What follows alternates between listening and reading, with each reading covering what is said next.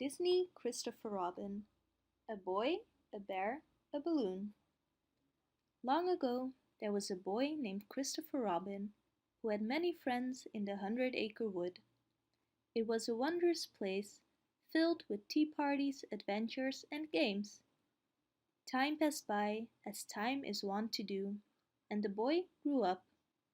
He spent years and years away from his friends, but one friend in particular, a bear, with a hankering for honey, knew Christopher Robin would return, and return he did.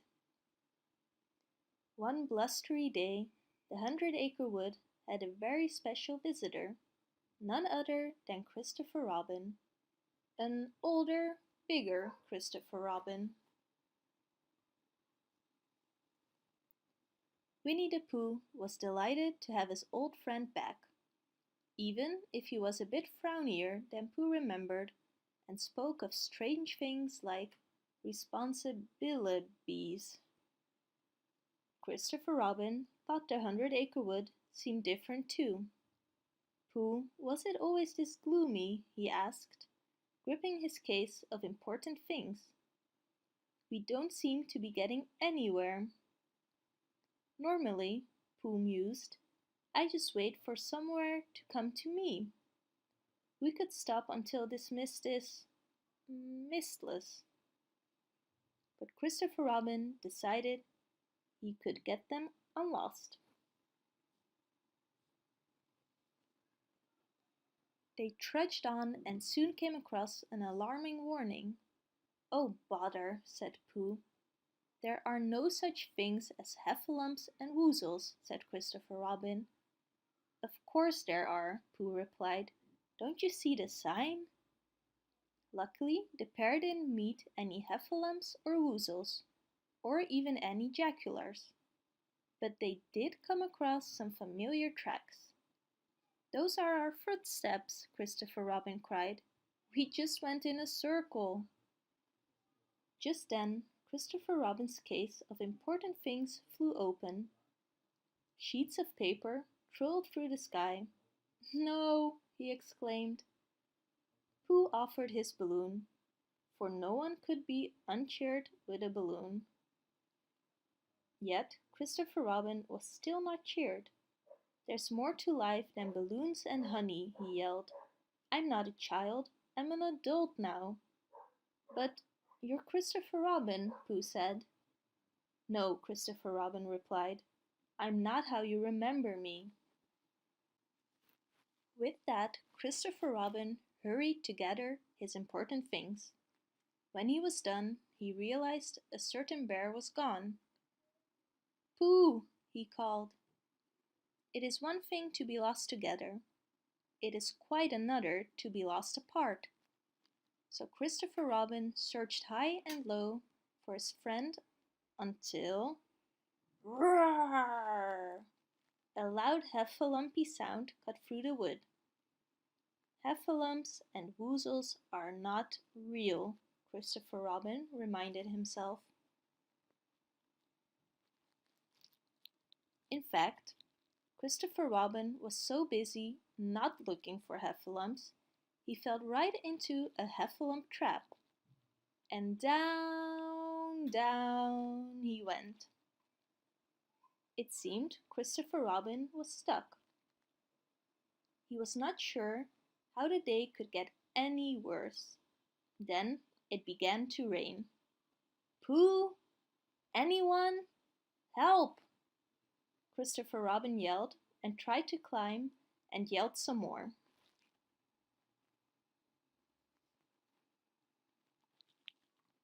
But he could not get unstuck.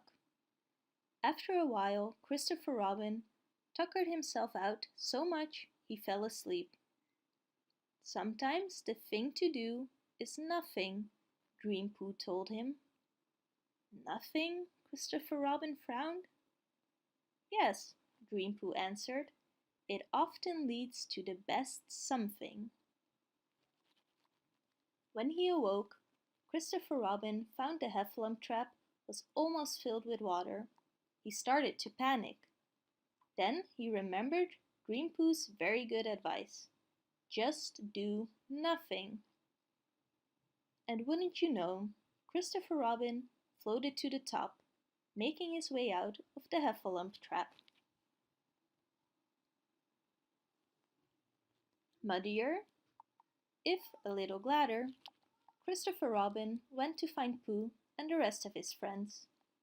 Soon he spotted none other than his old pal Eeyore. "Just my luck," the donkey said, a heffalump leering at his lunch. Christopher Robin shook his head. "Eeyore, I'm not a heffalump." "Doesn't matter anyway. Headed for the waterfall. Be gone soon," Eeyore replied.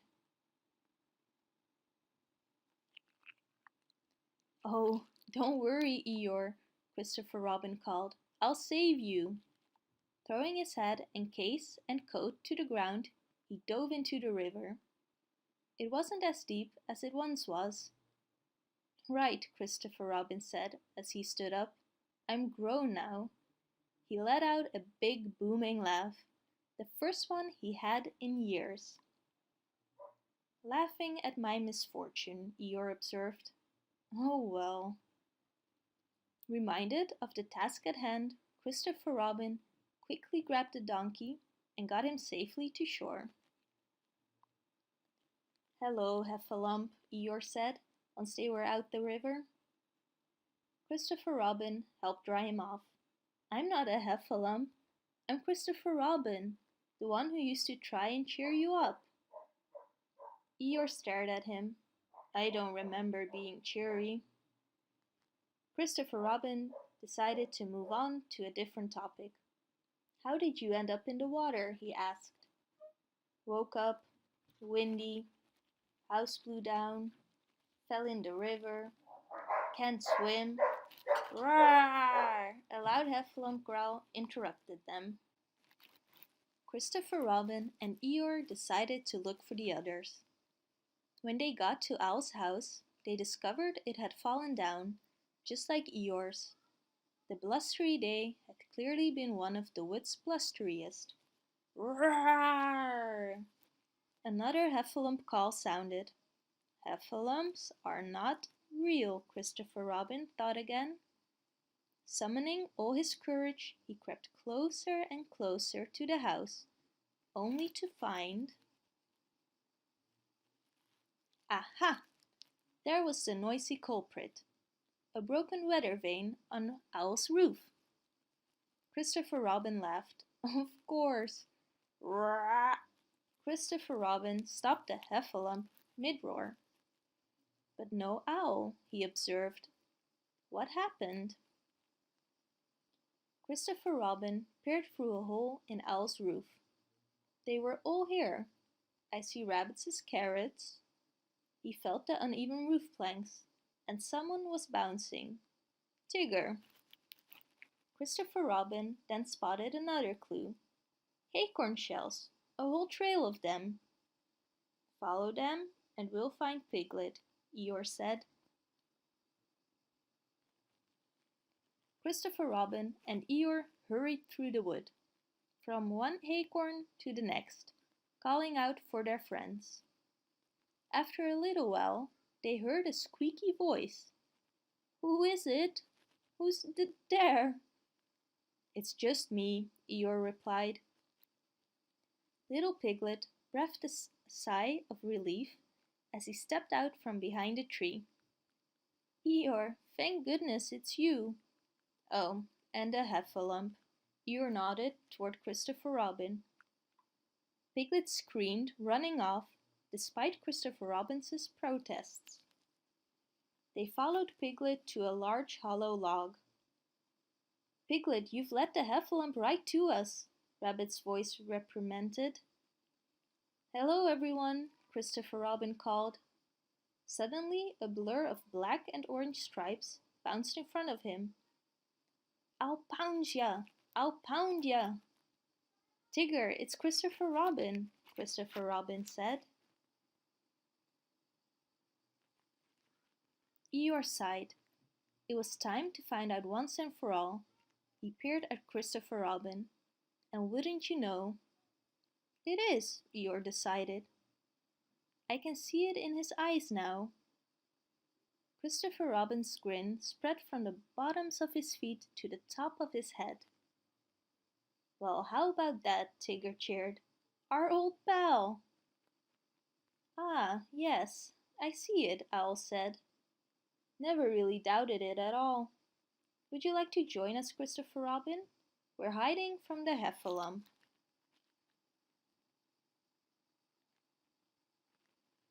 But the heffalump was just your old weather vane, Owl, Christopher Robin told him.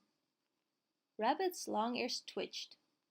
Oh dear, he's addled in the brain. Happens to the elderly. Poor old thing, Kanga added. The beast is real, Tigger explained to Christopher Robin. We heard it this morning. And worse, Pooh has gone missing, Owl said. Christopher Robin suddenly felt a rumbly in his tummy that he knew he had nothing to do with hunger. Roo peeked out of Kanga's pooch. I'm not leaving until it's gone for good. Piglet joined him. Me neither. There's no such thing as monsters, Christopher Robin explained.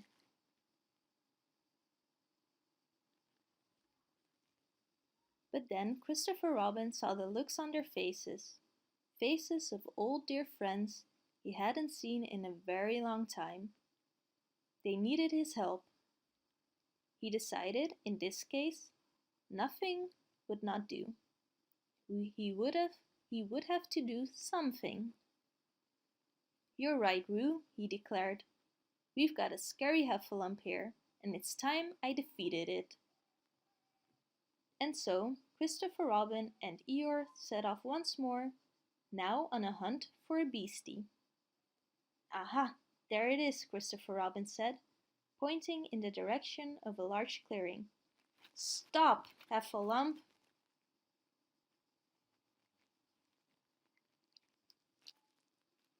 This is complete silliness, he whispered as he put his coat and necktie to good use. You gonna beat the heffalump or not? Eeyore asked. Christopher Robin nodded, mustering all of his old Christopher Robinness. Heffalump, I'll teach you to scare my friends. He took a breath and he whacked the silly heffalump with all his might. He ducked and dodged, leaped and lunged. Ah, no! Rah! Take that! The heffalump put up a good fight, and Christopher Robin found he was enjoying himself and doing well, aside from one tactical error. Eeyore looked behind him. There goes the tail. Typical. The others listened intently from the log, cheering on their hero. Then all went quiet. Did the heffalump beat him, Mommy? Roo asked. Well, Christopher Robin is very old now, dearie, Kanga replied. Suddenly, Christopher Robin came into view. Victory is ours, he announced, beaming. Hip hip hooray, they cried. Hip hip hooray. The friends gathered round to celebrate. But Christopher Robin knew there was one very important bear missing. The only trouble was, Christopher Robin still didn't know where to find him. The grown-up boy had looked all the places Pooh wasn't, and none of the places Pooh was. You're Christopher Robin, Roo said encouragingly. You'll find him somewhere. Christopher Robin suddenly got a very good idea. He clapped his hands. That's it, Roo. He's waiting for somewhere to come to him. And so Christopher Robin led the way to somewhere.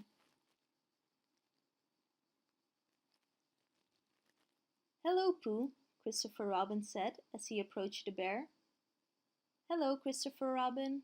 Pooh Bear smiled. The balloon bobbled, and Christopher Robin waved at Pooh. He tried to find the right words.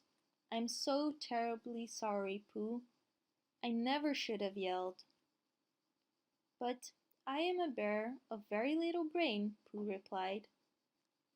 Christopher Robin sat beside him. "You are, I think, a bear of very big heart."